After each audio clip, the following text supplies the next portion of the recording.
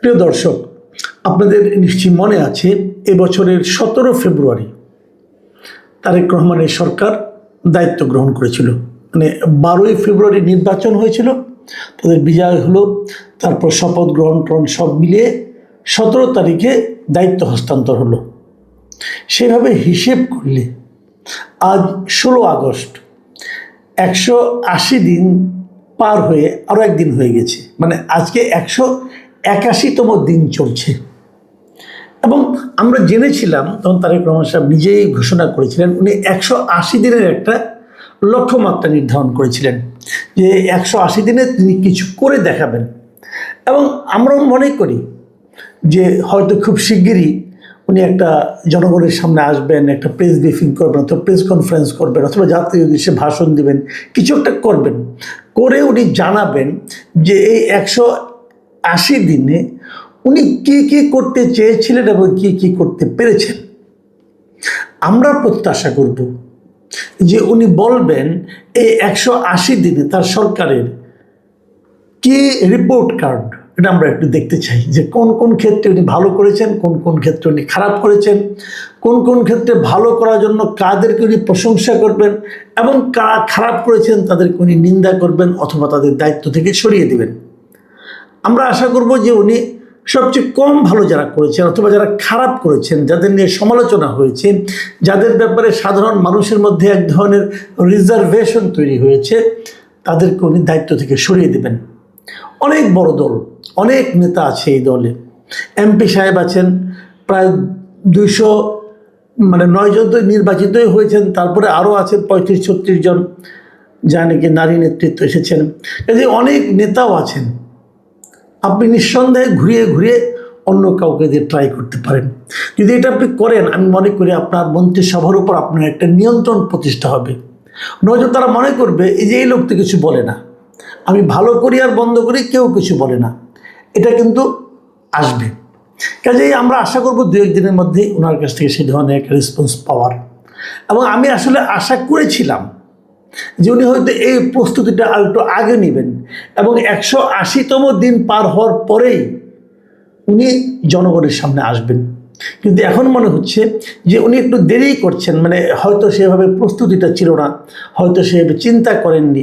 তবে এই চিন্তা না করাটাও, ঠিক সময়ে প্রকাশিত করা না করাটাও, এটাও আমি মনে করি যে এটা খুব একটা ভালো উদাহরণ তৈরি হলো না। যাই হোক, তারপরও আমরা আশা করব যে উনি খুব শিগগিরই একটা কিছু বিশ্লেষণ দেবেন। তো এর মধ্যে আমরাও কিন্তু কিছু করেছি। আমরাও কিন্তু সরকারের একটা রিপোর্ট কার্ড তৈরি করেছি। হয়তো আপনারা বলবেন যে বেটা জনগণ তুই কে সরকারকে বিচার করার?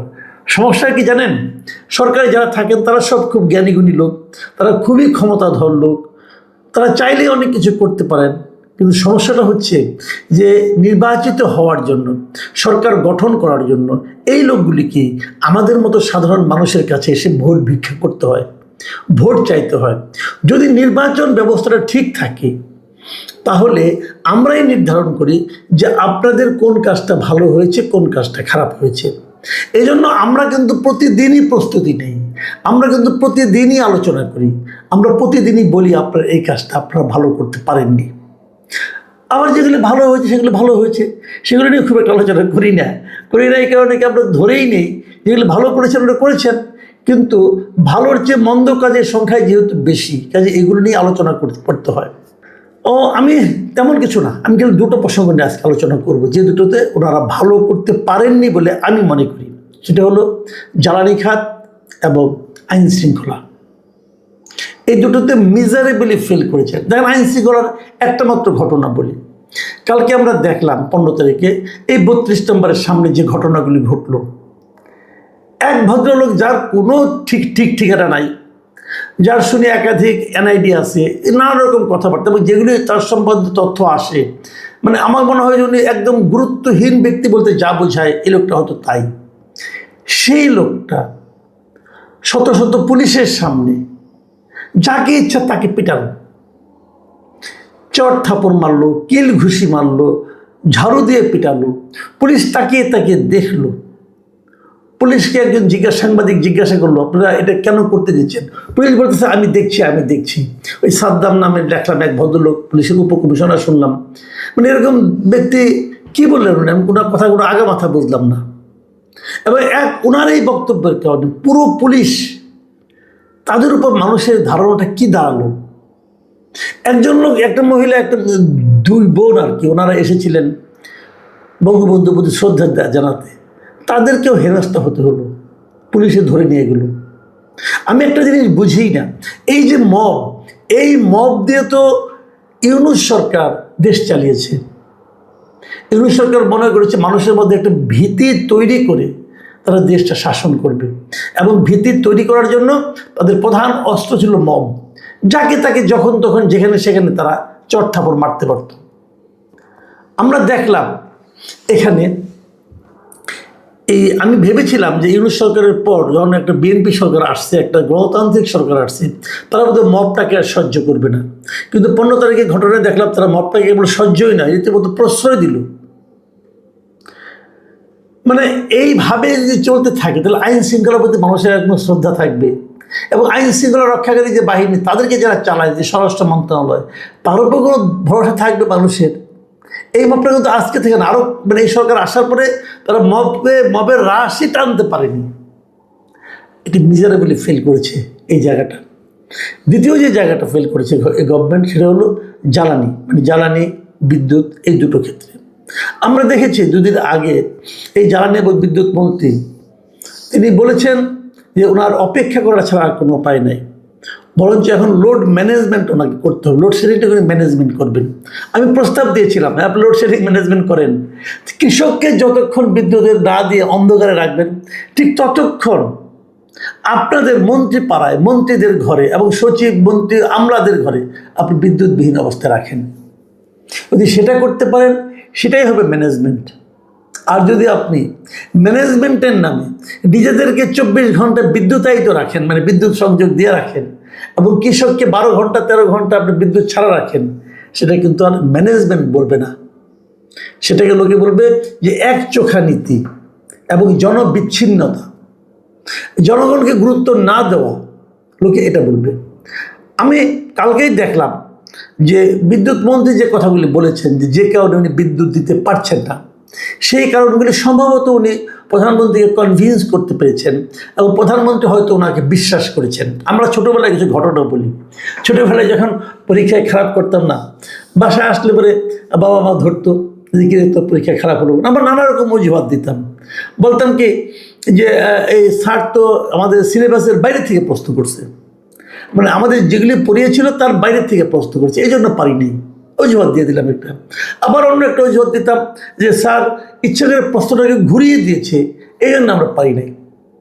তো কোনো বাবা মা সেটাকে মেনে নিত, বলতে হ্যাঁ আমার ছেলে তো ঠিকই বলেছে, কেন স্যার এরকম করলো।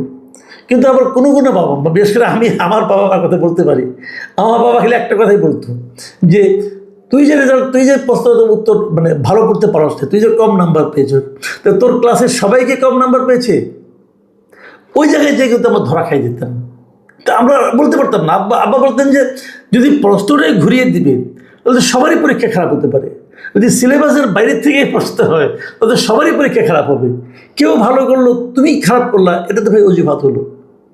তো আমি এই কথাটা বললাম এই কারণে যে বাবারা বিশ্বাস করবে, সে বাবারা কিন্তু আসলে প্রতারিত হবে নিজের সন্তানের কাছে। আমাদের প্রধানমন্ত্রী যদি বিশ্বাস করেন যে এটা সে সম্ভব না, তাহলে আমি বলবো উনি প্রতারিত হয়েছেন ওনার মন্ত্রীর কাছে। আপনি আমাকে একটা কথা বলেন, পৃথিবীর অবস্থা কি খুব ভালো সবসময় ছিল, খালি এই বছরই খারাপ হলো? আগে কোনো যুদ্ধ হয়নি, আগে তেলের ক্রাইসিস হয়নি, আগে গ্যাসের ক্রাইসিস হয়নি, ম্যানেজমেন্টের ব্যাপার। আচ্ছা, আমাকে ওই দিন একজন বলছিল যে অগাস্ট মাস তো খুব চাহিদা একটু বেশি থাকে, তাই আমি ওনাকে বললাম ভাই অগাস্ট মাস কি একমাত্র এই বছরই আসছে? গত বছর অগাস্ট মাস ছিল না? গত বছরকে সূর্য অনেক গরম দেয়নি আমাদেরকে? তার আগের বছর আপনি বলেন না যে গত 10 বছর, গত 15 বছরের মধ্যে এই ধরনের ক্রাইসিস হয়েছে কিনা? তো এটাকে বিএনপি সরকারকে ব্যর্থ করার জন্য আন্তর্জাতিক ষড়যন্ত্র চলছে। আমি জানি না, আমি কিন্তু অত এক্সপার্ট না, আমি সাধারণ মানুষের প্রশ্নটাই করছি। একটা সিএনজি চালক, থ্রি হুইলার যারা চালায়, তাদের কাছে যে জিজ্ঞাসা করেন গ্যাসের কি অবস্থা, তারা কিভাবে গালাগালি করে শুনেন একটু। আমি মাননীয় প্রধানমন্ত্রীকে বলবো যে আপনি আপনার লোকজনকে পাঠিয়ে বলেন যে ওই গালাগালিগুলো রেকর্ড করে নিয়ে আসো, আমি একটু শুনি, দেখি আমার সহ্য ক্ষমতা কী পরিমাণ। একটু বলেন না ভাই। আপনি তো এখানে স্তুতি শুনছেন, আপনি কেবল অজুহাত শুনছেন। স্তুতি এবং অজুহাতে বিশ্বাস করবেন না প্লিজ, তাহলে প্রকৃত সত্য থেকে আপনি দূরে সরে যাবেন। দেখুন, আজকে দেখলাম আমাদের অর্থমন্ত্রী আমির খসরু মাহমুদ চৌধুরী, তিনি একটা কথা বলেছেন। আমি একটা নিউজ বলি, উনি কী বলেছেন। নিউজটা হলো, আমাদের হাতে কোনো জাদু নেই, সময় লাগবে 2 বছর। গ্যাস সংকট নিয়ে অর্থমন্ত্রী, ভেতরে আর পড়ার রুচি নাই। আমি শিরোনামটা পড়লাম, এটা মানব জমিন পত্রিকার শিরোনাম। মানে উনি বলতে চাচ্ছেন যে 2 বছর সময় লাগবে, আমার হাতে কোনো জাদু নাই। তো জাদু নাই, তাহলে মঞ্চে উঠেছেন কেন? ওটা তো জাদু দেখানোর মঞ্চ, ওখানে গিয়েছেন কেন আপনি? আপনার উপর ভরসা করে তো আপনাকে ওখানে পাঠিয়েছে, আপনি পারবেন, আপনি তো পারেন নাই। কেন পারেন নাই এই কাহিনী ভাই আমাকে শোনায়েন না। আপনি দায়িত্ব নিয়েছেন, আপনি কিভাবে পারবেন, কিভাবে পারা সম্ভব, এটা আপনাকে উদ্ভাবন করতে হবে, আপনাকে খুঁজে বের করতে হবে। আপনি 2 বছর বললেন, 2 বছরকে দেশের মানুষ না খেয়ে থাকবে? 2 বছরকে দেশের মানুষ গ্যাস চালাবে না? 2 বছর দেশের মানুষের গ্যাস লাগবে না? কোনো সরকারের লোক, কোনো মন্ত্রী যদি এইভাবে কথা বলে, তার মন্ত্রিত্বে থাকার আর বিন্দুমাত্র নৈতিক অধিকার নাই। আপনি পারছেন না, আপনার সমস্যা। পৃথিবীর অন্য কোনো দেশের মন্ত্রী এরকমভাবে কথা বলে কিনা একবার দেখে আসুন।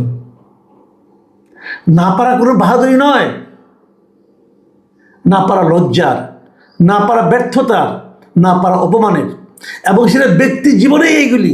আর যখন সমষ্টিগত জীবনটা আপনার উপর নির্ভর করে, তখন আপনার ওই পদে থাকার আর কোনো অধিকার নেই। এই সহজ জিনিসটা বোঝার মতো বয়স এবং বুদ্ধি আপনার আছে, এই বিশ্বাস করেই তো আপনাকে ভোট দিয়েছিলাম। এই কথা শোনার জন্য ভোট দিইনি ভাই। প্রধানমন্ত্রী একটা ভালো কথা বলেছেন, আমি ওনাকে ধন্যবাদ দিচ্ছি। উনি বলেছেন এই যে সংকটটা আমাদের আছে, এই সংকটের কোনো বিকল্প যদি সমাধান থাকে তাহলে আপনারা আসুন। দেখুন, প্রধানমন্ত্রী কি গতকালকে উনি বলেছেন এই কথাটা, যে দেশের বিদ্যুৎ ও গ্যাস সংকট সমাধানে অন্য রাজনৈতিক দল সরকারের চেয়ে ভালো পরিকল্পনা দিলে তাদের পরিকল্পনা গ্রহণ করা হবে এবং বাস্তবায়নও করা হবে। তারপরে আরেকটা লাইন বলেছেন যে কেবল জনগণকে বিভ্রান্ত করতে, অপপ্রচার ছড়ালে জনগণের কাছেই তাদের ক্ষমা চাইতে হবে। খুব ভালো কথা বলছেন আপনি, আমার খুব পছন্দ হয়েছে। তারও আগে দেখলাম আপনি বিদ্যুৎ সংকটের জন্য জনগণের কাছে ক্ষমা চেয়েছেন, ওটাও আমার কাছে ভালো লেগেছে। উনি দেশ জুড়ে যে তীব্র গ্যাস ও বিদ্যুৎ সংকটের জন্য জনগণের যে ভোগান্তি হচ্ছে, এই জন্য উনি সকলের কাছে আন্তরিক দুঃখ প্রকাশ করেছেন ও ক্ষমা চেয়েছেন। ভালো, এটা আমি শুনতে পছন্দ করেছি এবং আমি মনে করি যে এটা প্রধানমন্ত্রী একজন সেন্সিবল মানুষের এটাই হওয়া উচিত ক্যারেক্টার। তারপরে উনি যে বিরোধী দলের কাছে যে পরামর্শ চাইলেন যে আপনারা যদি আমাদের চেয়ে ভালো করতে পারেন, ভালো কোনো পরামর্শ থাকে আমাদের কাছে নিয়ে আসেন, এটাও আমার কাছে ভালো লাগছে। কিন্তু সম্পূর্ণ না, এটা নিয়ে একটু বলি 2-1টা লাইন। সেই লাইনটা হলো, আমরা মাঝখানে শুনেছিলাম যে বিরোধী দল নাকি, বিরোধী জোটে তারা নাকি একটা নাকি ছায়া মন্ত্রিসভা করবে, সেটা হয় নাই। তাদেরকে জিজ্ঞাসা করতে চাই, আপনাদের ছায়া মন্ত্রিসভার জ্বালানি মন্ত্রী কে? তার কাছ থেকে একটা পরামর্শ আমরা চাইতেই পারি। কিন্তু তারও চেয়ে বড় কথা, প্রধানমন্ত্রী যে কথাটা বলেছেন, হয়তো এতে কেউ আসবে না, অথবা আসবে কিনা আমি জানি না, আসলে আসতেও পারে। এর জন্য তো অপেক্ষা করার কোনো প্রয়োজন নাই। এটা বলে হয়তো আপনি বিরোধী দলকে জব্দ করেছেন, কিন্তু জনগণের ভোগান্তি কি এতে কমবে? এই কথাটা বলেন। তা তো কমবে না। আপনাকে তো জনগণের ভোগান্তি কমানোর ব্যবস্থা করতে হবে। আপনি বলছেন যে করার কোনো পথ নাই। আপনি সবাইকে ডাকেন, দেশের যত এক্সপার্ট আছে সব এক্সপার্টদের ডাকেন, আপনি চামচাদের বাদ দেন। চামচারা পারে নাই, চামচাদেরকে বলেন তোমরা আপাতত একটু দূরে থাকো, আমি অন্য অন্য এক্সপার্টদের ডাকি। এমনকি অন্তর্বর্তীকালীন সরকারে যারা ছিল এক্সপার্ট তাদেরকে ডাকেন, এমনকি প্রয়োজনে আওয়ামী লীগ আমলে যারা ছিল তাদেরকে ডাকেন। কারণ ডাকবেন এই কারণে যে ওরা কিন্তু ভালো চালিয়েছে, অন্তর্বর্তীকালীন সরকারও ভালো চালিয়েছে। ডাকেন না, ডাকলে অসুবিধা নাই, তাদের কাছ থেকে পরামর্শটা নেন।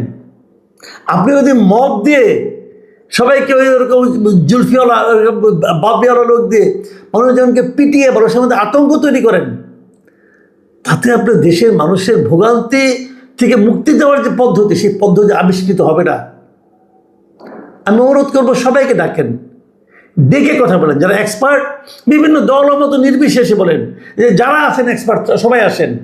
ওই আপনি চামচাদেরকে বলেন না, এক্সপার্টদের ডাকেন। তখন চামচারা করবে কি, তারা খালাতো ভাই মামাতো ভাই যেগুলো আছে অনুগত তাদের নিয়ে আসবে, এবং তারা আসবে খালি ইয়েস স্যার বলার জন্য। ইয়েস স্যার দিয়ে দেশ চলবে না। পৃথিবীর কখনোই ইয়েস স্যার দিয়ে কোনো সাফল্য আসে নাই।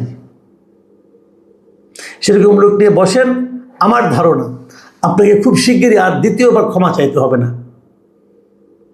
প্রিয় দর্শক, এখন এ পর্যন্তই। আল্লাহ হাফিজ।